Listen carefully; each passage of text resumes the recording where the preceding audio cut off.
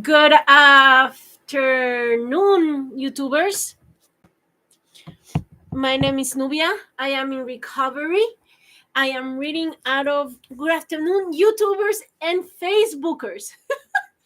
I am reading out of the Life Application Study Bible, all the way from Anoka, Minnesota.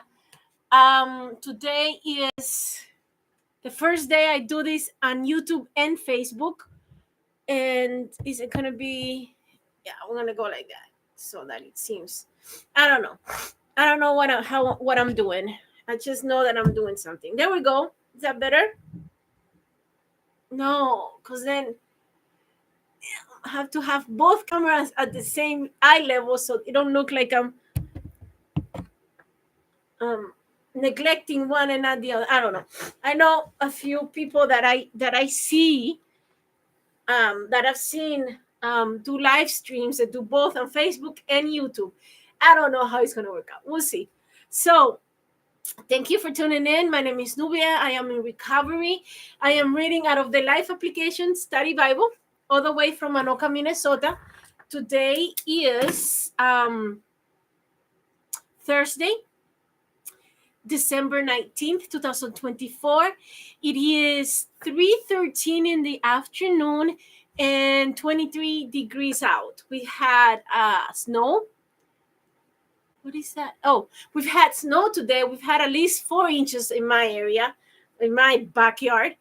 And 23 degrees, and we expect a little bit more snow throughout the night. Today I am, it says it has slow connection on YouTube. I mean, not on YouTube, on Facebook.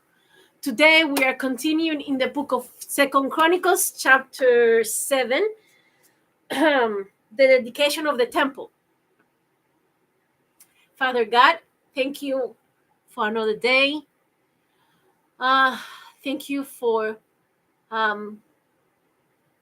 making this earth tilted at a specific angle so we can have all 4 seasons of the year. Please protect us while we're out there driving and doing and going on about our work, your work. Thank you for your love. Thank you for your presence. Thank you for your teachings. Thank you for your patience.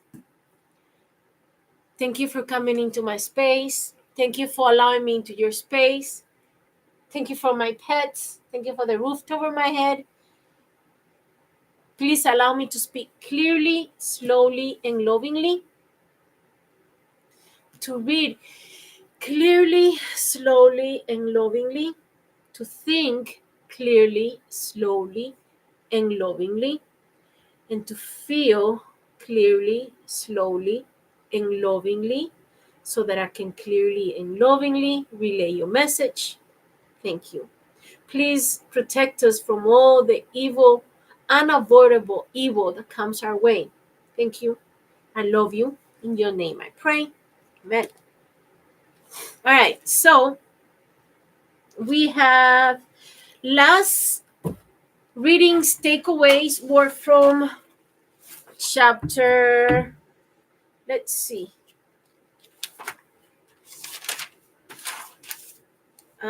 Chapter 4, the temple's furnishings, and chapter 5,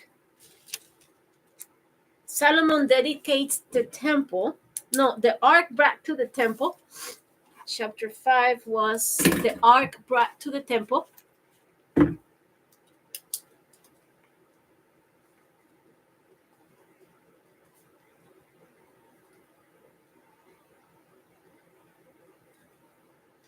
And chapter 6, which is the Lord, I don't know, Solomon's prayer. Solomon's dedicate the temple. Yeah, Solomon dedicates the temple. 6, Solomon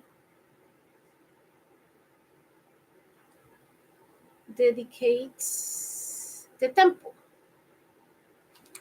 All right, so it goes.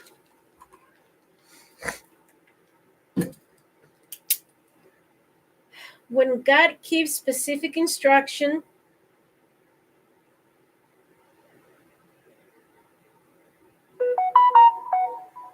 they must be followed to the letter. I must never let my worship of God be overshadowed by things I use to help me worship Him. We got one whole page. Recalling God's love and thanking Him for His mercy will inspire me to worship Him daily. I must acknowledge God, Jesus, as the ultimate King and authority. Gathering with others for singing and praise enhances my worship. Don't let my suffering or lack of resources cause me to doubt His care for me, God's care for me. God is waiting and listening for my confession of guilt and my recommitment to serve Him. He hears me when I pour out my needs and problems to Him and is ready to forgive me and restore me to fellowship with Him. Don't wait to experience His loving forgive Him.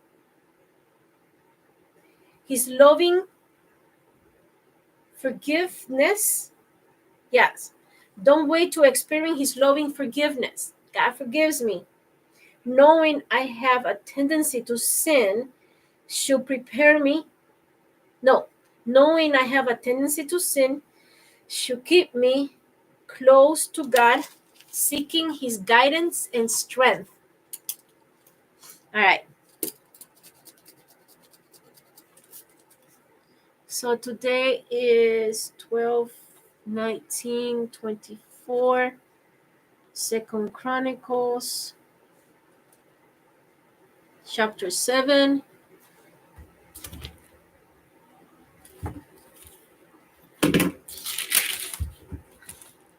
The dedication of the temple.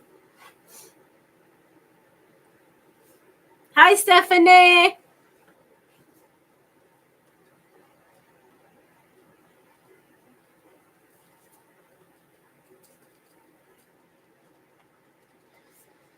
All right, so here we go.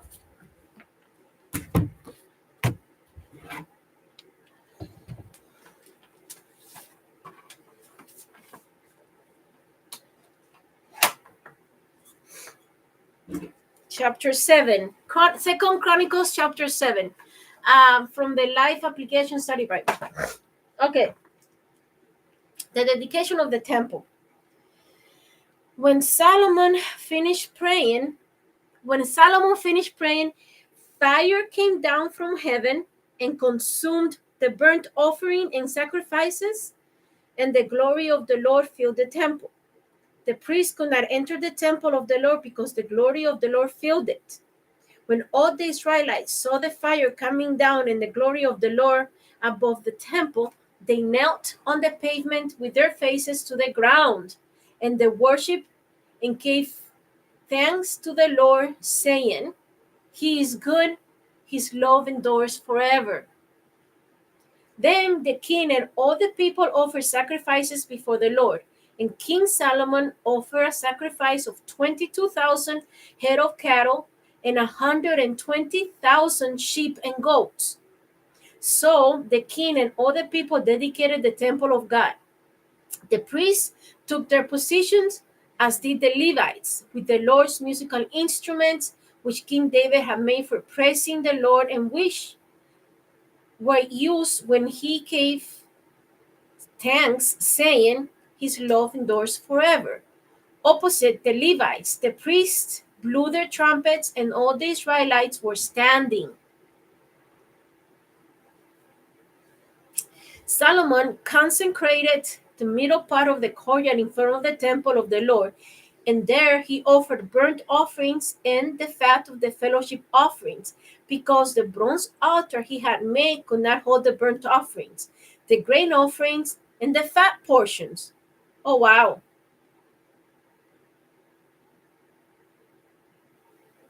And there he offered one thing, because the bronze altar he had made could not hold the burnt offerings, the grain offerings, and the fat portions. Well, I'm trying to picture that, right? So Solomon observed the festival at the time for 7 days, and all Israel with him, a vast assembly, people from Lebo Hamath to the Wadi of Egypt. On the 8th day, they held an assembly, for they had celebrated the dedication of the altar for 7 days, and the festival for 7 days more. On the 23rd day of the 7th month, he sent the people to their homes, joyful and glad in heart for the good things the Lord had done for David and Solomon and for his people Israel.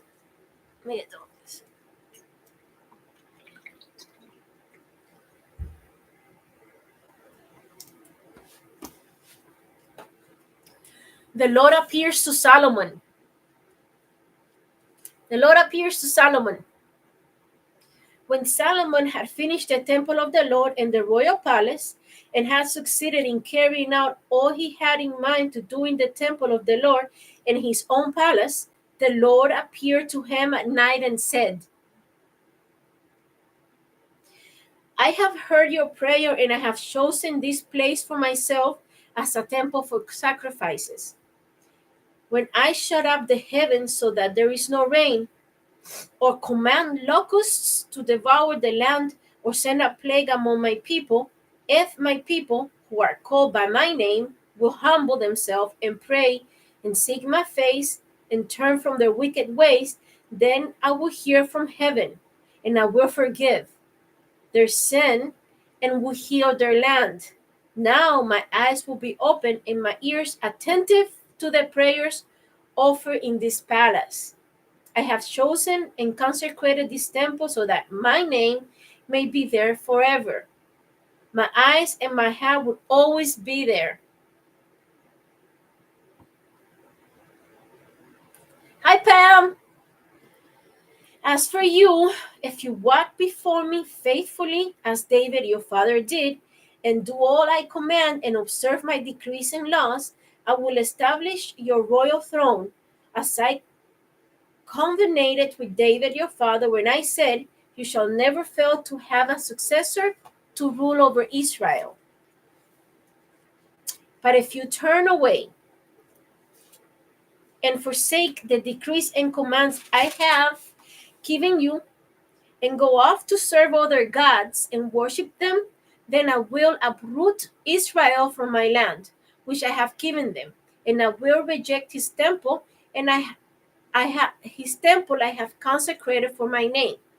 I will make it a byword or an object of ridicule among all peoples. This temple will become a heap of rubble. All who pass by will be appalled and say, why has the Lord done such a thing to this land and to his people? People will answer, because they have forsaken the Lord, the God of their ancestors, who brought them out of Egypt, and have embraced other gods, worshiping and serving them. That is why he brought all this disaster on them.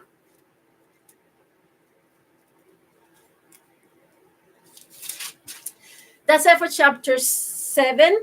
Footnotes. God sent fire from heaven to consume the offering and to begin the fire that was to burn continuously under the altar of burnt offering. The perpetual fire symbolized God's presence. God also sent fire when inaugurating the use of the tabernacle. This was the real dedication of the temple, because only God's purifying power can make something holy. Oh, thank you for the like.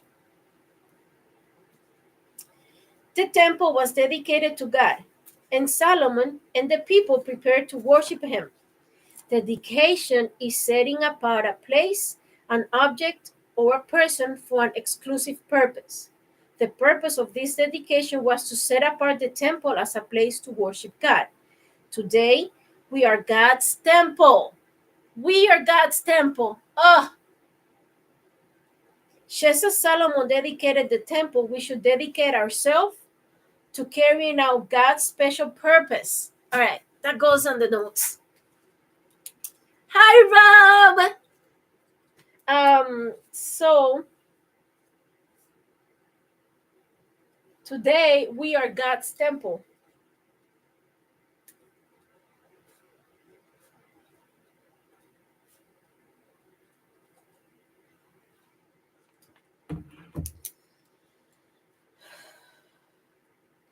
I should dedicate myself because I'm in recovery. So when we're in recovery, they tell us to talk in I statements, right?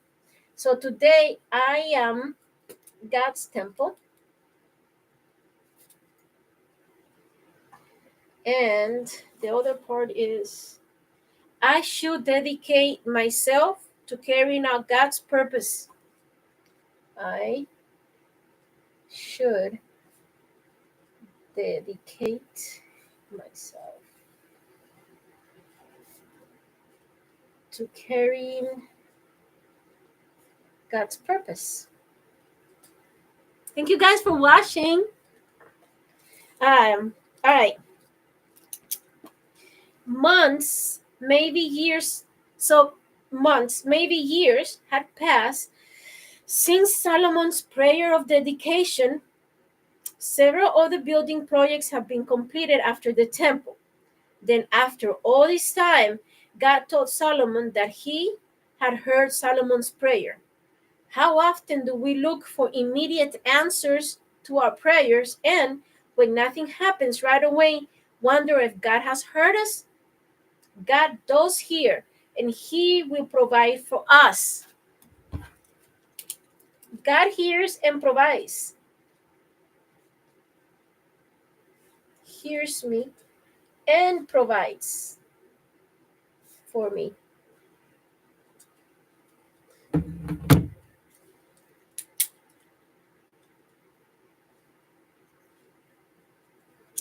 Even when we feel bogged down in our situations or feel like we aren't making any spiritual progress, we must trust that God will answer us at the proper time.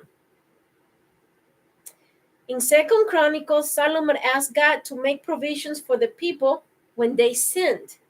God answered with 4 conditions for forgiveness. God's people should 1. Humble themselves by admitting their sins. 2. Pray, asking for forgiveness. 3. Seek God continually. And 4.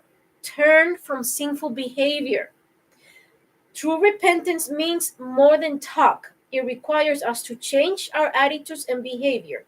Whether we sin individually, as a group, or as a nation, following these steps will lead to forgiveness. God will answer our earnest prayers. All right, so we're going to write this down. Solomon asked God to make provisions for their people when we sin. So, God's conditions for forgiveness. So it's very clear right there. We have conditions to be forgiven. Hi, Brenda. God's conditions for forgiveness. 1, humble myself by admitting my sin.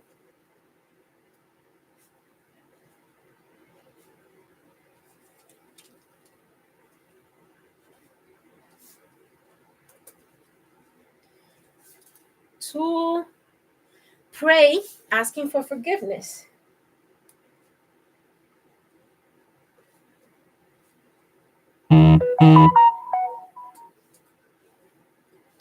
3, seek God continually. Seek God continually. And 4, turn from sinful behavior.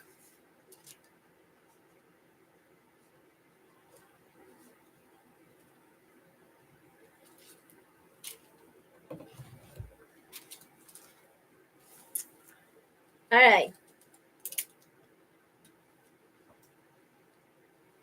God plainly set forth certain conditions for Solomon to meet if we wanted the kingdom to continue.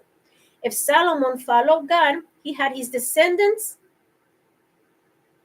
If Solomon followed God, he and his descendants would prosper.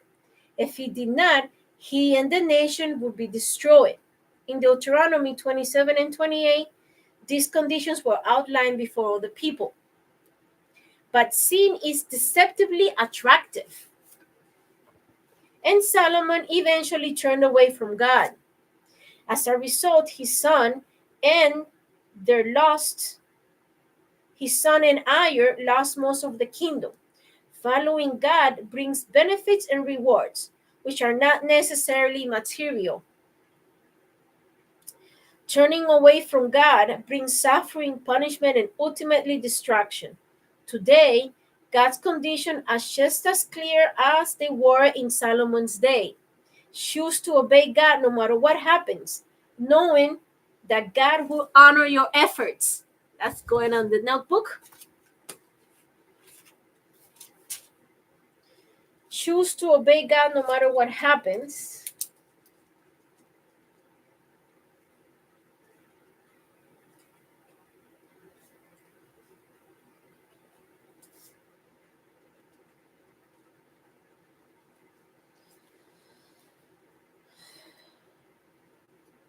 Knowing that God would honor my efforts.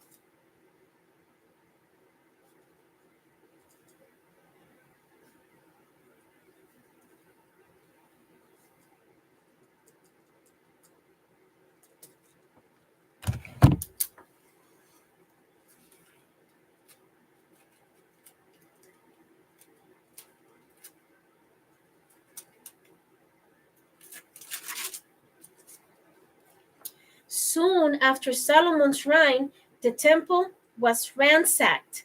It is difficult for us to imagine that such a great and wise king could become corrupted by idols, symbols of power, prosperity, and sexuality. These were not neutral pursuits or optional lifestyle choices. These were not neutral pursuits or optional lifestyle choices. There were dangerous enticements that could corrupt even the most wise and godly leaders. Today, these idols still lure us into their traps. When we allow any desire to rival God's place, we have taken the first step toward moral and spiritual decay. All right, I want to say that again. When we allow any desire to rival God's place, we have taken the first step toward moral and spiritual decay. Yeah, that goes in the notebook. When I allow any desire to rival God's place,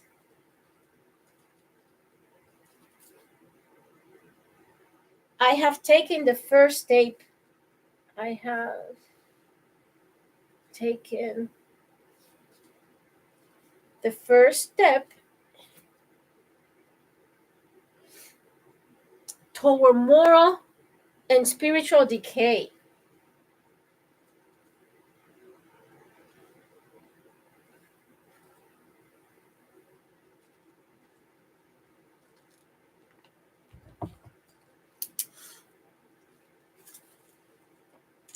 All right, that's it for chapter 7's footnotes. Chapter 8, Solomon's riches and wisdom. God, I'm so nervous because you guys are watching. Like my voice is shaking a little bit. I'm sure you don't notice that, but I'm nervous.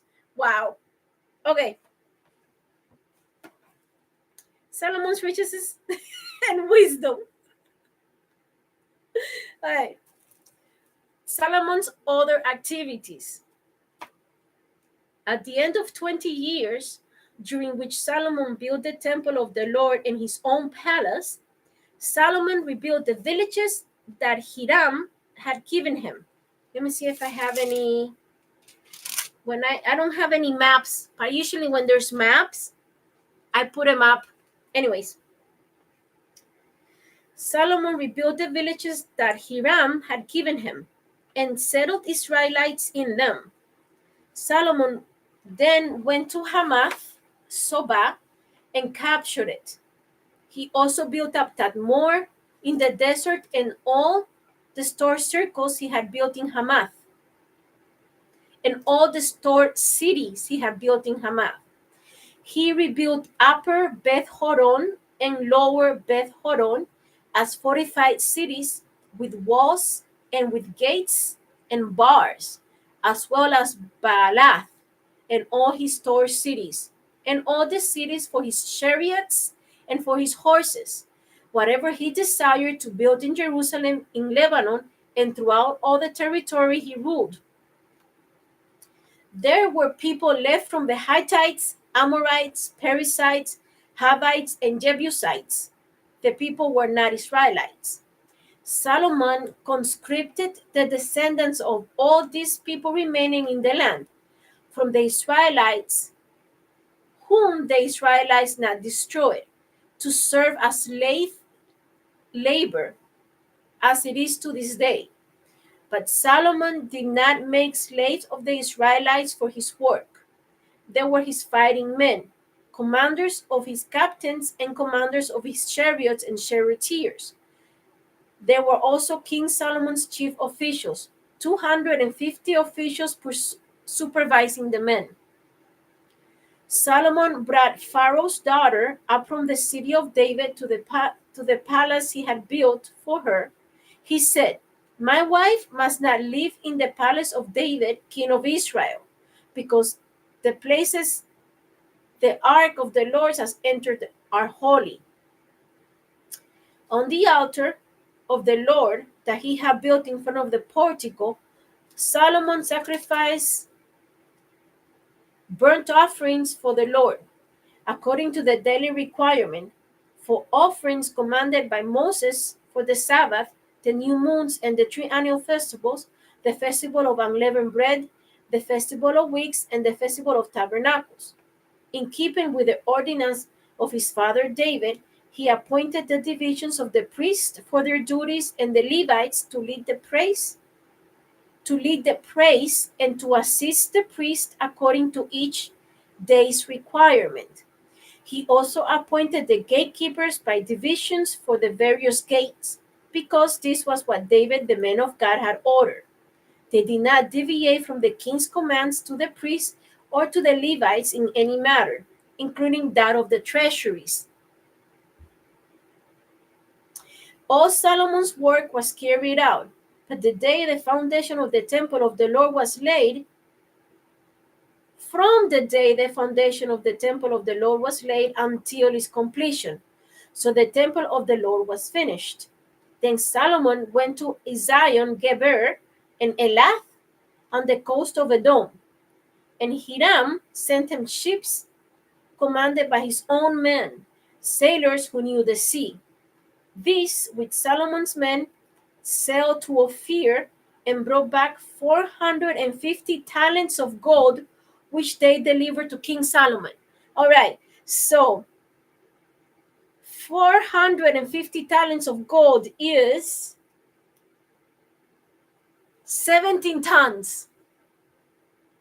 17 tons, or about 15 metric tons of gold. Boom. All right. All right, that's it for chapter 8.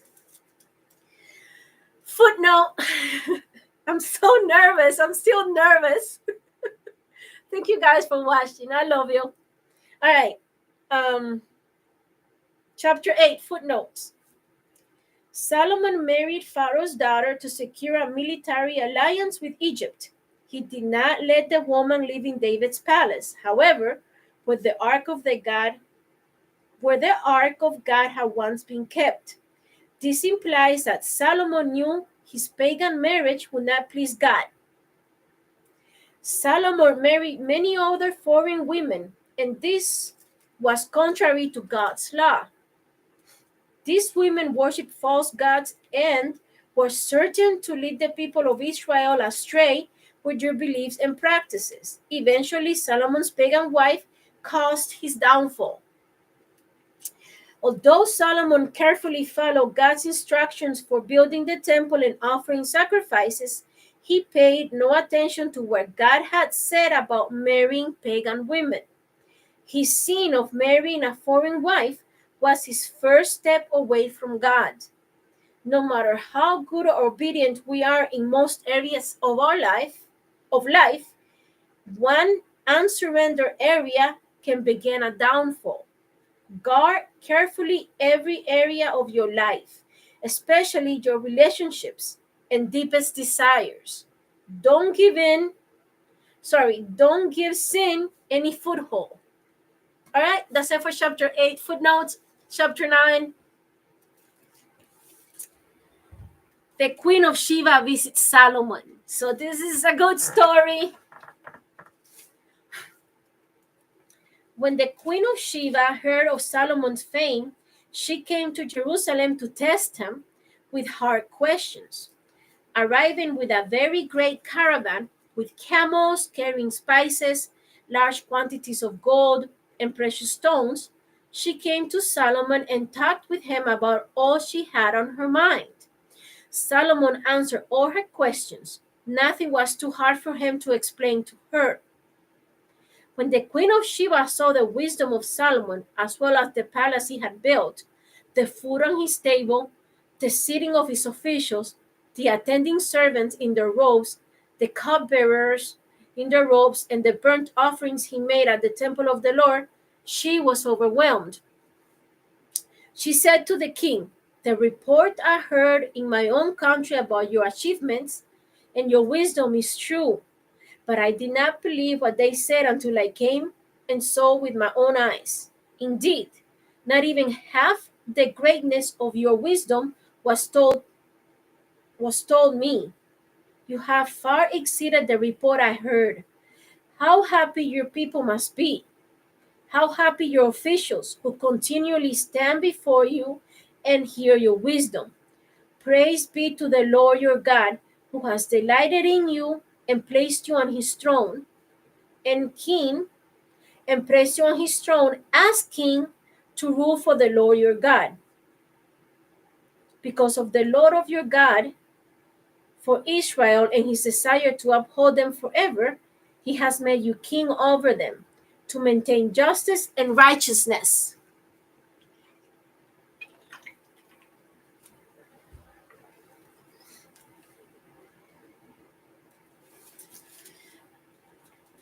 Then she gave the king 120 talents of gold. So 120 talents of gold is 4.5 tons or 4 metric tons of gold. 4.5 tons of gold. Large quantities of spices and precious stones. There had never been such spices as those the Queen of Sheba gave to King Solomon. The servants of Hiram and the servants of Solomon brought gold from Ophir. They also brought algum wood and precious stones.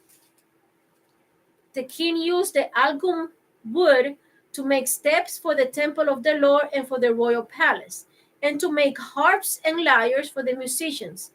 Nothing like them had ever been seen in Judah. King Solomon gave the Queen of Sheba all she desired and asked for. He gave her more than she had brought to him.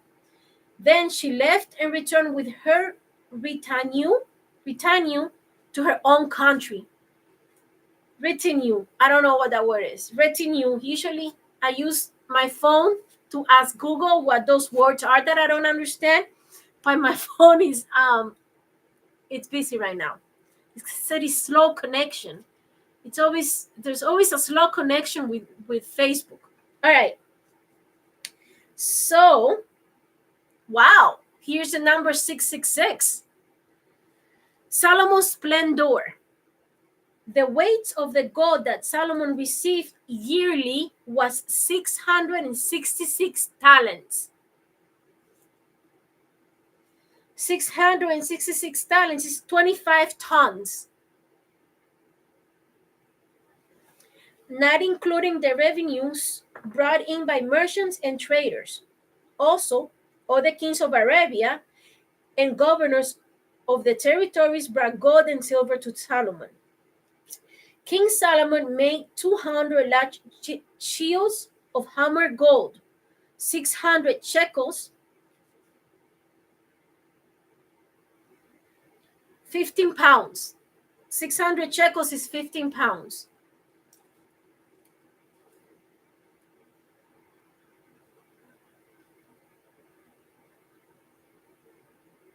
He also made 300 small shields of hammered gold with 300 shekels. That's not 600. 300 shekels, which is, what did I say?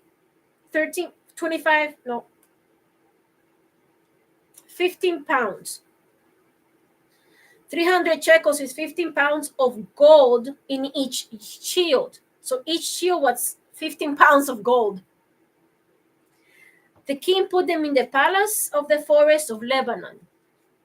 Then the king made a great throne covered with ivory and overlaid with pure gold. The throne had 6 steps, and a footstool of gold was attached to it. On both sides of the seat were armrests with a lion standing beside each of them.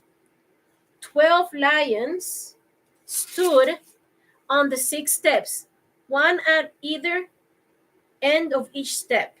Nothing like it had ever been made for any other kingdom.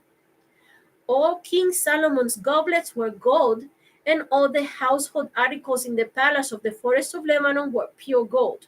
Nothing was made of silver, because silver was considered of little value in Solomon's day. The king had a fleet of trading ships manned by Hiram's servants. Once every 3 years it returned, carrying gold, silver, and ivory, and apes and baboons. King Solomon was greater in riches and wisdom than all of the other kings of the earth. All the kings of the earth sought audience with Solomon to hear the wisdom God had put in his heart. Year after year, everyone who came brought a gift, articles of silver and gold, and robes, weapons and spices, and horses and mules. Solomon had 400 stalls for horses and chariots, and 12,000 horses, which he kept in the chariot cities and also with him in Jerusalem. He ruled over all the kings of the Euphrates River to the land of the Philistines, as far as the border of Egypt. The king made silver as common in Jerusalem as stones, and cedar as plentiful as sycamore fig trees in the foothills. Solomon's horses were imported from Egypt and from all other countries. Solomon's death. As for the other servants of Solomon's reign, being from beginning to the end, are they not written in the records of Nathan the prophet, in the prophecy of Ahijah, the Shilonite, and in the visions of Iddo the seer, concerning Jeroboam, son of Nebat? Solomon reigned in Jerusalem over all Israel 40 years. Then he rested with his ancestors and was buried in the city of David, his father, and Rehoboam, his son, succeeded him as king. All right, so that's it for chapter 9. Footnote. Hola, tía. Tía Carmen. Hola. All right. Footnote, chapter 9. The queen of Sheba had heard about Solomon's wisdom, but she was overwhelmed when she saw for herself the fruits of that wisdom. Although Solomon had married Pharaoh's daughter, he still sincerely tried to follow God at this stage in his life. When people get to know you and ask hard questions, will your responses reflect God? Your life can be powerful. Your life can be a powerful witness. Let others see God at work in you. That's going on the book.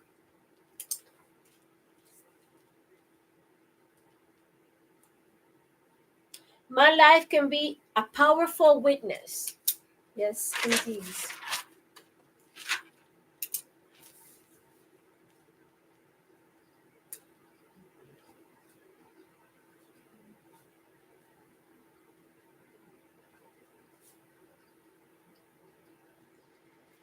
My life can be a powerful witness. Let others see God at work in me.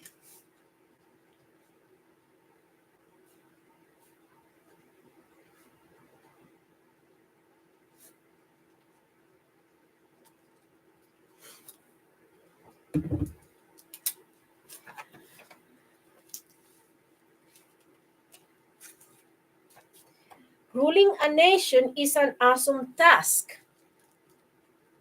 Solomon realizes when he exclaimed, "Who is able to govern this great people of yours?" But God had given him this responsibility, and he also gave Solomon the necessary leadership abilities to carry it out. Following Jesus' example also seems like a difficult task, but God has given us everything we need for a godly life.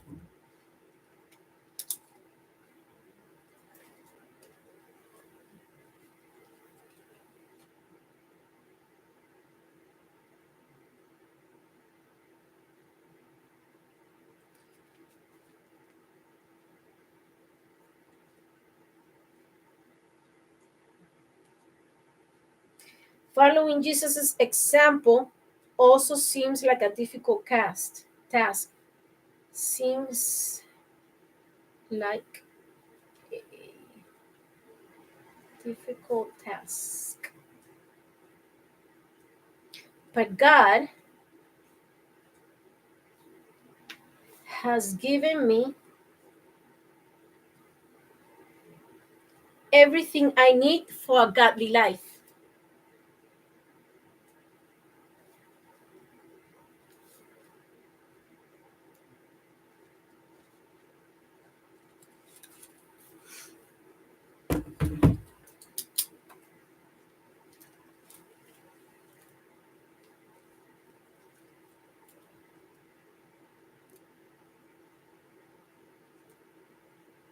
Never despair when you think you do not have the ability to solve a problem or accept a new challenge.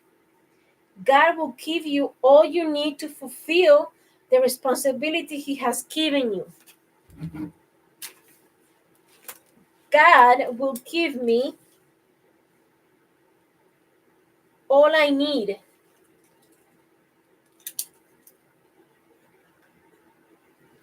God will give me all I need to fulfill the responsibility. To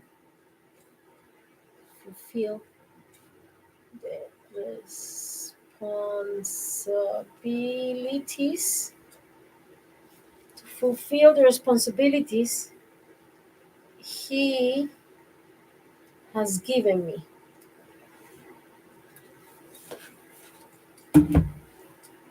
Then others, like the Queen of Sheba was with Solomon, will be amazed at what they see. The Queen of Sheba marveled at Solomon, claiming that God must love his people greatly to give him such a king. Israel greatly prospered during Solomon's reign, a witness to God's power and love for his people. Good times show God's love and faithfulness, but hard times come to believers too. Our perseverance and steadfast hope during those times will demonstrate our love and faithfulness to God. Thank you for the like. How we live, whether times are good or bad, can help others see our love for God. Wow, that's so much right there. Good times show God's love and faithfulness, but hard times come to believers too. So this is what I'm going to write. My perseverance and steadfast love. Okay. So my perseverance and steadfast love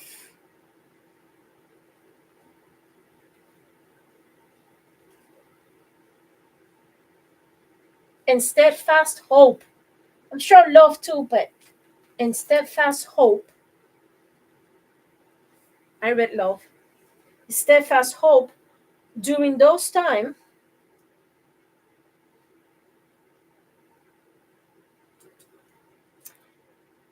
whether times are good or bad. No, during those times will demonstrate my love and faithfulness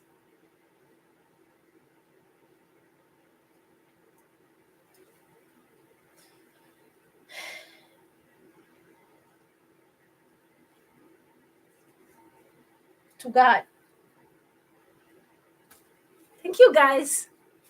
Thank you for watching. I'm nervous. I can't believe how nervous I am because you guys are watching. All right.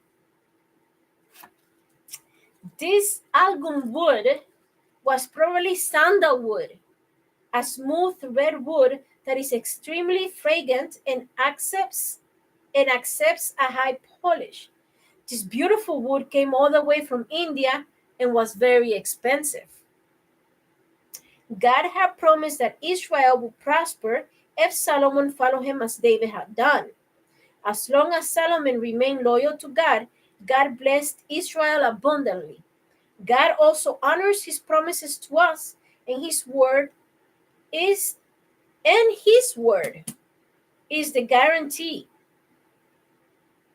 But any good guarantees include certain conditions. God's promises and blessings are guaranteed as long as we keep our agreement with him. We must follow him obediently and keep our relationship with him alive and strong.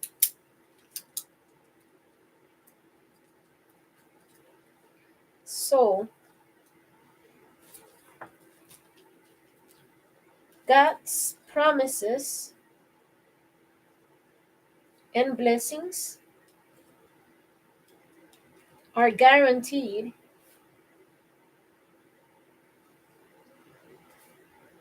as long as I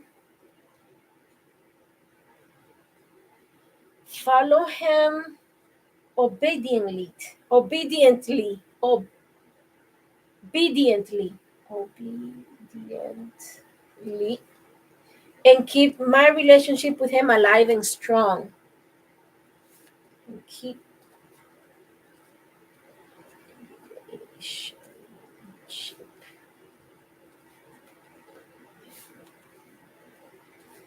alive and strong.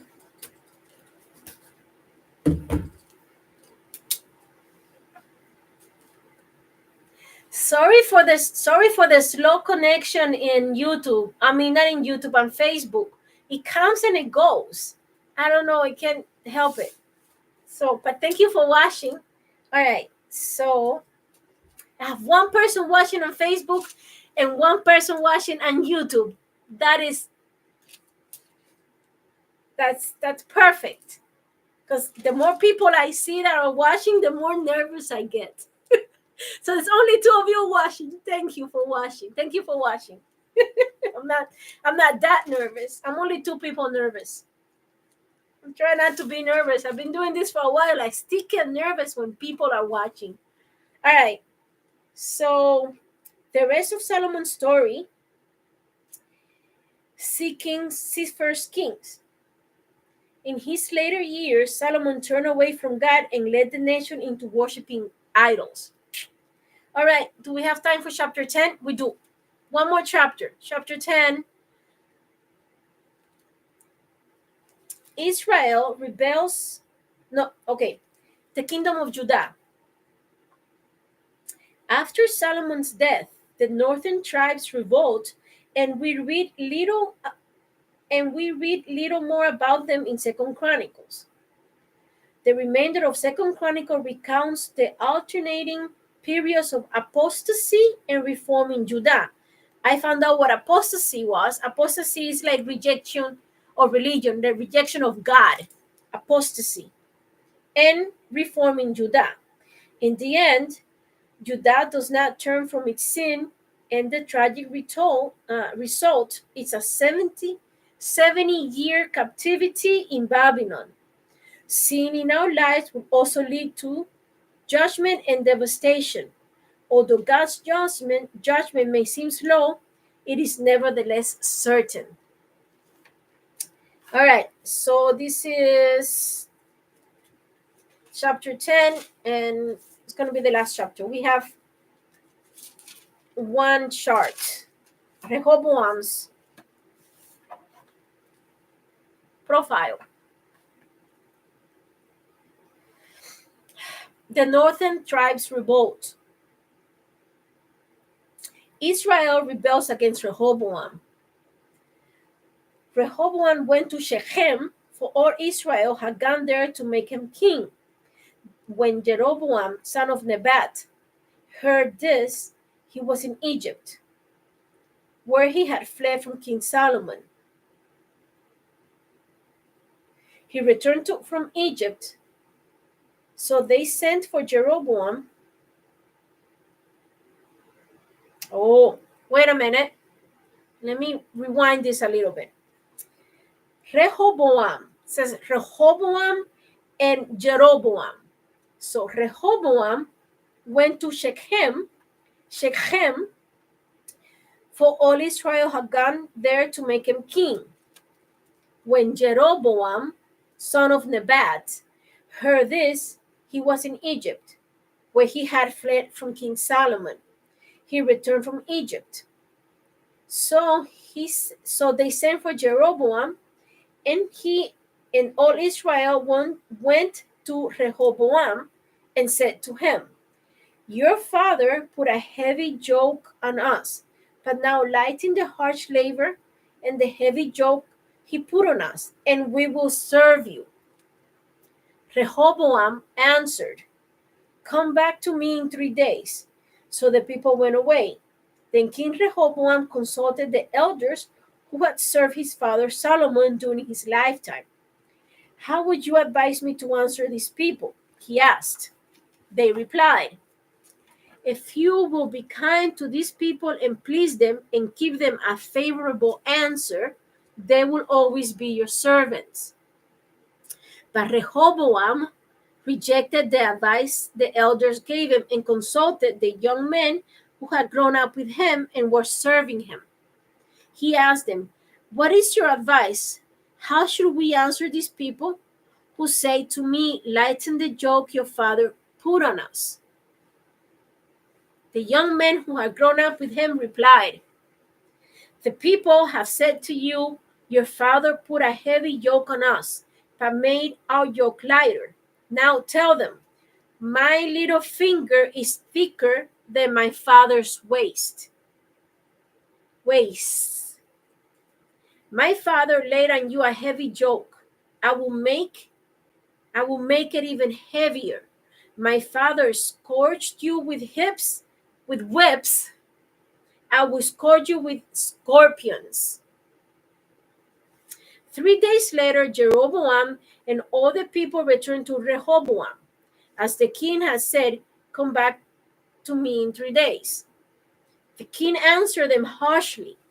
Rejecting the advice of the elders, he followed the advice of the young men and said, "My father made your yoke heavy. I will make it even heavier. My father scourged you with whips. I will scourge you with scorpions." So the king did not listen to the people, for this turn of events was from God, to fulfill the word the Lord has spoken to Jeroboam, son of Nebat, about Ahijah the Shilonite. When all Israel saw that the king refused to listen to them, they answered the king, "What share do we have in David? What part in Jesse's son? To your tents, Israel. Look after your own house, David." So all the Israelites went home. But as for the Israelites who were living in the towns of Judah, Rehoboam still ruled over them. King Rehoboam sent out Adoniram, who was in charge of forced labor, but the Israelites stoned him to death. Wow. King Rehoboam, however, managed to get into his chariot and escape to Jerusalem. So Israel has been in rebellion against the house of David to this day. All right, so that's it for chapter 10. Footnotes: following bad advice can cause disaster. Rehoboam lost the chance to rule a peaceful, united kingdom because he rejected the advice of Solomon's older counselors, preferring the counsel of his peers. Rehoboam made two errors in seeking advice. One, he did not give extra consideration to the suggestions of those who knew the situation better than he did. And two, he did not ask God for wisdom to discern which was the better option.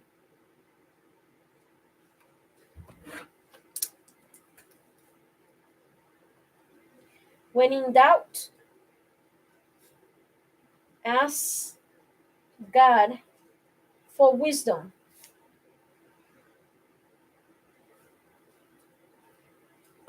When in doubt, ask God for wisdom.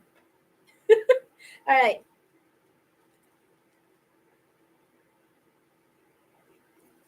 It is easy to follow the advice of our peers because they often feel as we do, but their perspective may be limited.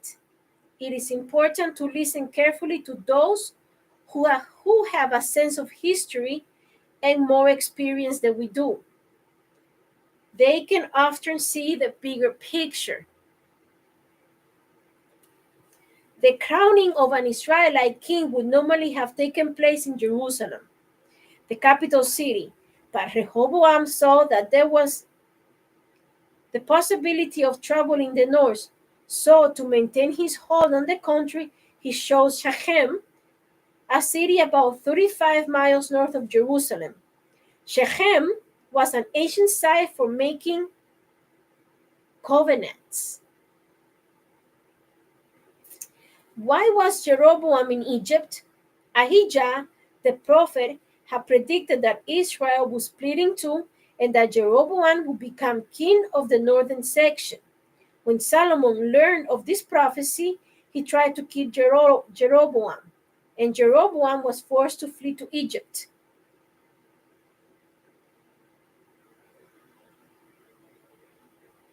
Rehoboam must have gotten an unbalanced picture of leadership from his father, Solomon. Apparently, Rehoboam saw only the difficulty of leading the nation, not the opportunities.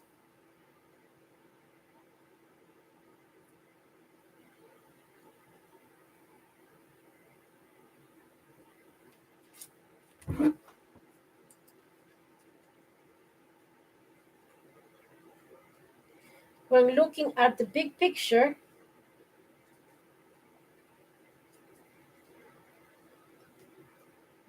don't only see the difficulties, but also see the opportunities.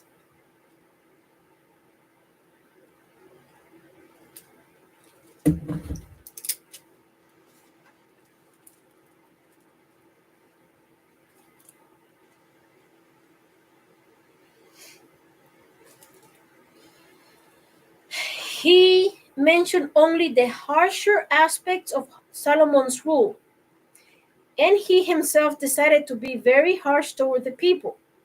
As you discuss your responsibilities at work, at church, or as a parent, be sure that you temper any words of difficulty with words of joy. Otherwise, you may sour the attitudes of those you influence toward the work you do and the people you serve.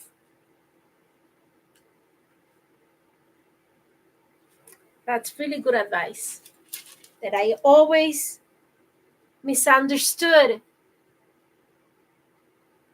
people's kind words towards me about difficulties.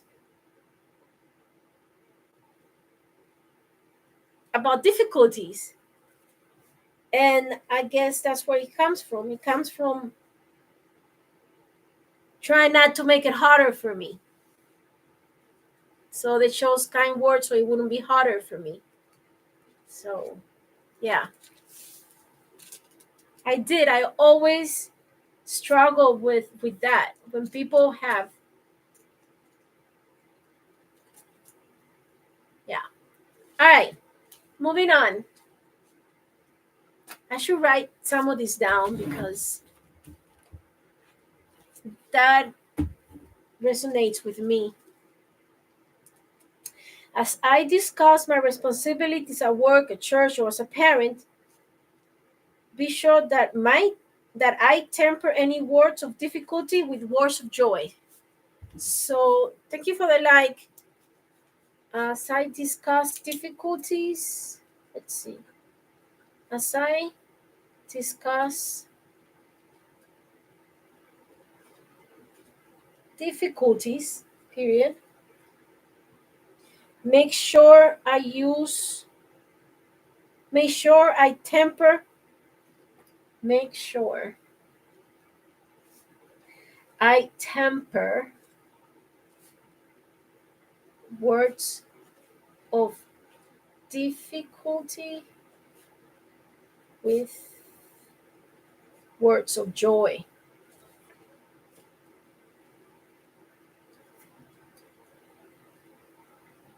Yep. Thanks for the like. Hey, Peggy.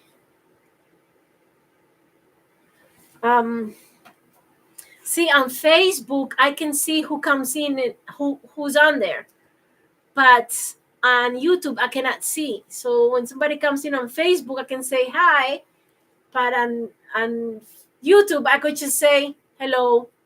Thank you for watching. I don't know who you are, but I appreciate it. All right, so I'm almost done. Oh no, we have two more.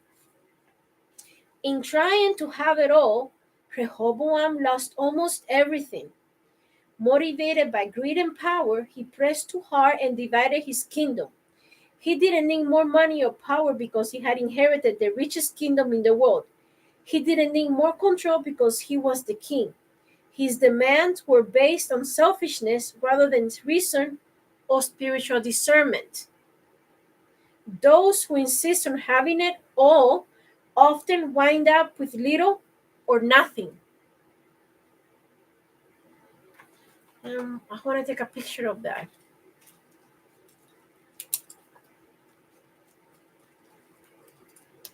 This is the beginning of the history of the divided kingdom.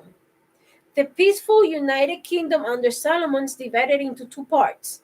10 of the tribes followed Jeroboam and became the nation of Israel, the northern kingdom. The other two tribes, Judah and Benjamin, remained loyal to David's line and accepted Rehoboam's rule. They became Judah, the southern kingdom.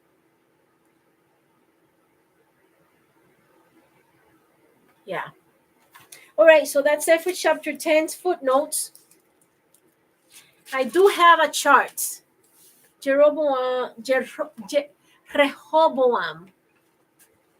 settling for a cheap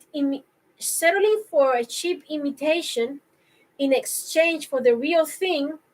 It's a poor way to live. In every area of his life, Rehoboam consistently traded away what was real for what was counterfeit. Given wise and unwise counsel by advisor at his coronation, he chose to grab for power and control rather than being patient and taking the counsel of those older and wiser than he was.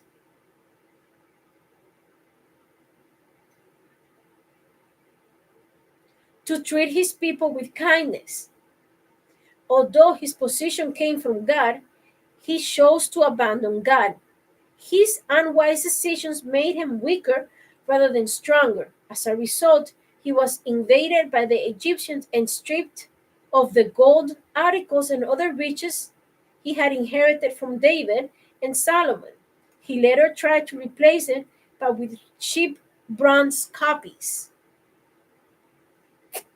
Throughout the early part of his reign, Rehoboam fluctuated between obeying God and going his own way. Outward appearances were kept up, but his inward attitudes were evil. In the if he had followed in the footsteps of David, Rehoboam could have achieved real greatness. Instead, he ended up with a divided and spiritual broken kingdom.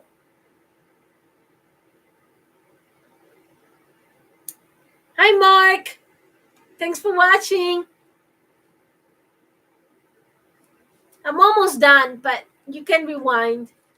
I'm reading Rehoboam's profile, Second Chronicles, chapter 10, and life application. There we go. Life application study Bible. There we go. I know it's hard to see. I'm a novice. I'm a rookie at this. I don't know what I'm doing. I just press record and things happen. All right. Sorry for the slow connection on Facebook. I feel like I have to keep saying that because Facebook always has a slow connection. All right. So, how much of real living have we traded away for things that do not last? We trade healthy bodies for momentary excitement. Talk about drug use, right? We trade healthy bodies for momentary excitement. Personal integrity for fast fading wealth, honesty for lies, and God's wise guidance for our selfish ways. We sin when we willingly give little value to the real thing God has already given us. I'm going to write that one down. We sin when we willingly give little value. I sin when I willingly give little value to the real thing. Wow. To the real thing God has already given me.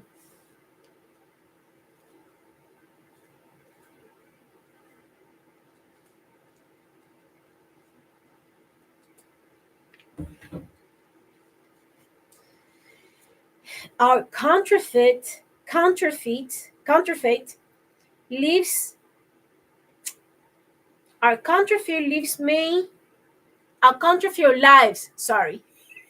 Our counterfeit lives may fool some people, but they never fool God. Yet, in spite of what he sees in us, God offers mercy. Are you self-managed enterprise, counterfeit at best, or have you placed yourself in God's care? Do the decisions you must make today need a second consideration in light of Rehoboam's example? Strengthen accomplishments from Rehoboam's life. Fortify his kingdom and achieve a measure of popularity. Weaknesses and mistakes. Followed unwise advice and divided his kingdom. Married foreign women as his father Solomon had done. Abandoned the worship of God and allowed idolatry to flourish. Notable facts. Fourth and last king of the United Kingdom of Israel, but only for a short time. First king of the southern kingdom of Judah. Lessons from his life. Thoughtless decisions often lead to exchanging what is most valuable for something of far less value. The choices we make often have real and long lasting consequences. Vital statistics where Jerusalem, occupation king of the United Kingdom of Israel and later of the southern kingdom of Judah. Relatives father Solomon, mother Naamah, wife Maacah, son Abijam. Contemporaries Jeroboam, Shishak, Shemaiah. Key verse. After Rehoboam's position as king was established and he had become strong, he and all Israel with him abandoned the law of the Lord. Rehoboam's story is told in 1 Kings, 2 Chronicles. He's also mentioned in Matthew 1:7. All right. So that's it for today. Thank you guys for tuning in. I hope you enjoyed that as much as I did, and I hope you all have a wonderful and safe blessed rest of your day. Much peace, love, and blessings. Thank you.